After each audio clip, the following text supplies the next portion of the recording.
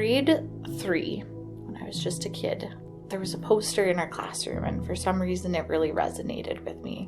I don't recall what it said, but it said something about making a difference.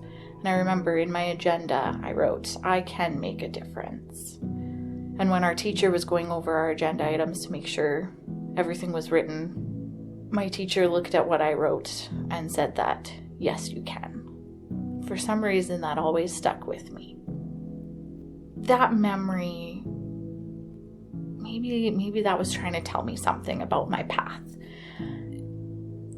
The program I took in university was focused around correction, so we got an opportunity to really learn about what the justice system does and the different processes throughout it.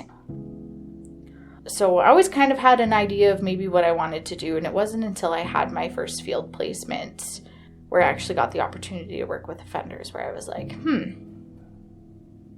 this isn't your kind of everyday job. I really, really liked it. And then when I was done school, I applied to work with the Edmonton John Howard Society. They had a posting for one of their halfway houses. After I kind of was doing more research into the organization, I saw their values, and those really resonated with me because those are some of the values I hold for myself. I got the job. It just clicked. Like I was like, this is what I'm supposed to do.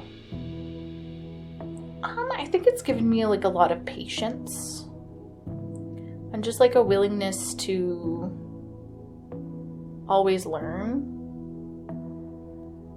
And I think too, like every person you come across, like they're a person, they have their own story, and they may have experienced different things to you, and maybe different events in their life happened, but at the end of the day, they're still a person, and everybody should be treated with dignity and respect, no matter who they are, where they come from.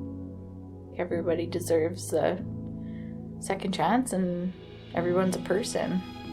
And while people have to be held accountable sometimes for their actions, everyone has a capacity for change. At the end of the day, you kind of get to see people like through their different stages of change, which is always really nice, right? Somebody might call for an update and say that they're doing really well. And that way you can kind of get to see like, look at where you once were and now look at where you are today. As I've kind of progressed through different roles with John Howard, sometimes like when I worked at our downtown office here, and people would kind of come in and stuff, I would get to see clients who I knew from previous roles, and maybe they had gotten out of being incarcerated, and maybe I met them while they were incarcerated, or got to see them after they'd finished their time at the halfway house and they're still out and they're still doing good. So every once in a while you do get to see it. It's not necessarily something you see all the time, but when you do get to see it, it's nice to know that they're okay.